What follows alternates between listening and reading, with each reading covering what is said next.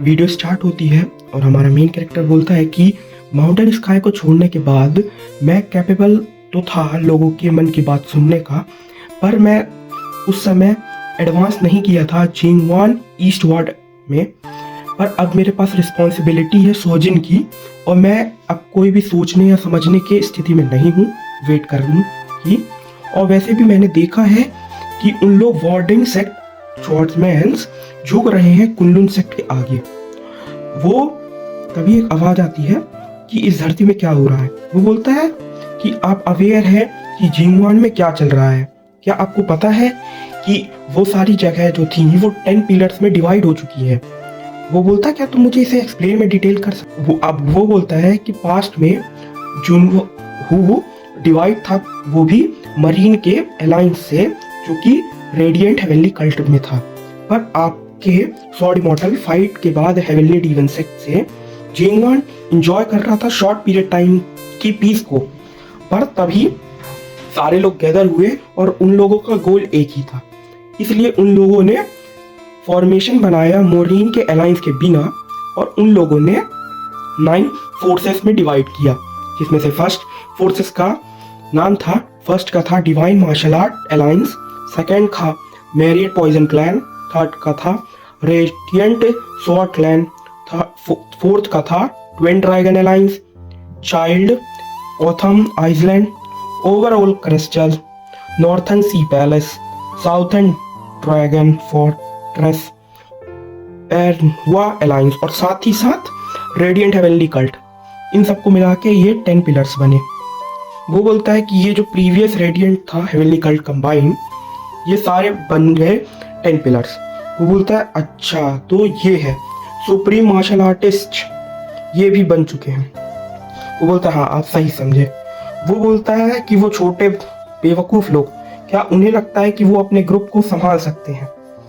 वो बोलता है कि अब लगता है फाइटिंग का वक्त आ गया है, मुझे उन लोगों को सबक सिखाना होगा। तभी वो बोलता है कि अभी ये पॉसिबल नहीं है, क्योंकि जो वो सारे लोग हैं वो एक साथ हैं, पर उनके बीच में बहुत सी प्रॉब्लम चल रही है। 10 सुप्रीम मार्शल आर्टिस्ट, मेरा मतलब, वो बोलता है क्या तुम कहना चाह रहे हो कि उनके बीच में जो अलायंस है उसमें थोड़ी सी प्रॉब्लम है? वो बोलता है अपने मन में सोचते हुए कि 30 इयर्स बीत चुके हैं, पर मैंने जो फॉर्मेशन किया था 10 सुप्रीम मार्शल आर्टिस्ट का मुरीन अलायंस में रहते हुए, वो अब नहीं रहा। उन लोगों ने बदल लिया। पहले ये फाइटिंग के जरिए देखा जाता था, पर अब ये एक्चुअली एक पॉलिसी बन चुकी है। ये कितना फ्रस्ट्रेटिंग हो गया है। वो बोलता है कि मेरे अंदर जब ये मार्शल आर्टिस्ट में ये जो लोग डुअल करते थे और उसके हिसाब से रैंक देखी जाती थी, वो बोलता है कि अब इसमें कुनलुन सेक्ट भी आ गया है। वो बोलता है ये सब क्या चल रहा है, मैं इससे इरिटेट हो रहा हूँ। वो बोलता है क्या तुम मुझे और बता सकते हो? मुझे अभी ट्रैवल करना है। वो बोलता है कि ऑफ कोर्स मैं आपको कुछ नहीं बता सकता, 10 पिलर्स अब रेडिएंट हेवनली कल्ट में नहीं है, और वैसे भी मैं बहुत वक्त से वहां नहीं गया हूँ, इसलिए मैं आपको नहीं बता सकता। वो बोलता है तुम क्या बोल रहे हो? वो बोलता है कि उन लोग कोई वॉर में तो नहीं है, पर वो जो उनके ओवरलॉर्ड है, जो कैफे में बैठे हुए ह्यूमंस, वो एडजस्ट करते हैं वॉकडॉग सेक्ट के टेरिटरी को। वैसे स्वॉर्ड क्लैन जो है वो पर्टिकुलरली वो बहुत ज़्यादा स्ट्रिक्ट है अपने अलायंस को लेके। हमारा मेन कैरेक्टर बोलता है तो ओवरलॉर्ड कैफे में जो बैठे हैं स्वॉर्ड क्लैन के, क्या वो ह्यूंगबो क्लैन के हैं या नागोन क्लैन के? वो मन में सोचते हुए बोलता है वो बास्टर्ड्स। तभी वो इंसान बोलता है कि जो ओवरलॉर्ड है कैसल के जिंगवा, वो कंट्रोल कर सकते हैं लेक को और रिवर्स को, और जो स्वॉर्ड क्लैन है वो बहुत ज़्यादा बोल्ड है और वो बेस्टर्ड्स को होल्ड करता है। वो बोलता है कि वो आउटसाइडर्स, क्या वो मुझे इंफॉर्मेशन दे पाएंगे? वो बोलता है मुझे नहीं पता।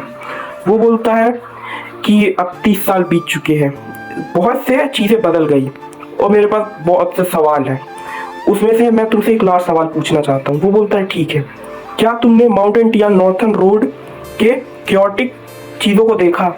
क्योंकि वहाँ कुछ रिलेटेड काम चल रहा है रेडिएंट हेवनली सेक्ट से। तो बोलता है क्या आप डीमन इमर्जिंग माउंटेन स्काई के बारे में बात कर रहे हैं? वो बोलता है हाँ वहाँ कुछ तो गलत चल रहा है, पर मुझे प्रॉपरली नहीं पता क्योंकि माउंटेन स्काई तो बंद हो गया है। और उस पर भी क्या मैं आपसे सवाल पूछ सकता हूँ, क्या वो जो लड़की है वो सेंटेस है, वो हेवनली डीमन? वो बोलता है तुम इतने क्यूरियस क्यों हो? वो बोलता है मूव बैक मर चुका है। वो ये देख के हैरान हो जाता है और वो बोलता है कि मुझे ये नहीं पता था, मैं रेडिएंट हेवनली कल्ट से जब बाहर आया तो मैं दोबारा कभी वहाँ नहीं गया, तो क्या आप उन्हें रखे हुए हैं? तो वो बोलता है हाँ। वो बोलता है क्या वो आउटसाइडर्स, उन लोगों को लगता है कि वो सारी चीज़ों को बैलेंस कर पाएंगे? पास्ट में जो हुआ उसमें से अभी बहुत से लोग अच्छे से फ्रेंड्स भी नहीं हैं और वो लीडर बन गए।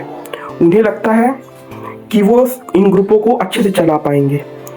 वो जो 30 ईयर्स पहले हुआ क्या, तभी वो एक टेंट में आते हुए बोलता है कि कितना एम्बैरेसिंग है कि कुछ पास्ट टाइम के ग्रुप ने मिलके 10 पिलर्स बना दिया। तभी वो लड़की बोलती है ग्रैंडपा मैं आपका वेट कर रही थी। वो बोलता है तुम सोई नहीं? वो बोलती है कि मेरे बाल बांध दीजिए। और तभी वो ग्रैंडपा उसे चढ़ाता है और वो लड़की पूछती है कि आप एक इमॉर्टल है? वो बोलता है तुम ये कहाँ से फालतू बातें सुन रही हो? तभी वो बोलती है कि आप मुझे छोड़ के तो नहीं जाओगे? तो वो बोलता है कि नहीं। वो बोलता है कि चलो पिंकी प्रॉमिस करते हैं। वो ये देख के अपने मन में बात याद करती है कि जो उसके ग्रैंडपा थे उसने बोला था कि मुझसे वादा करो कि तुम मेरे जाने के बाद इसके साथ रहोगी। ये भले ही थोड़ा सा अजीब हो पर ये बुरा नहीं है। तभी हमारा मेन कैरेक्टर बोलता है तुम किसे बुरा बोल रहे हो? तो वो बोलता है कि अरे माफ़ करना।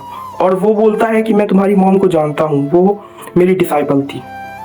तभी वो मन में लड़की सोचती है कि मैं पहले होली फ्लेम को प्रोटेक्ट करती थी और जहाँ पर रेडिएंट हेवनली कल्ट के अंदर, और मैं जैसे ही पैदा हुई थी मुझे सेंटेस का उपाधि मिल गई थी, इसलिए मैं नेचुरली उस जगह पे रहती थी और मैं उससे बाहर नहीं जा सकती थी। पर उन्होंने बोला था कि अगर तुम इसके साथ जाओगी तो बहुत सी अलग चीज़ों को अब्जॉर्ब करोगी, जो बहुत सी अच्छी होंगी और बहुत सी बुरी।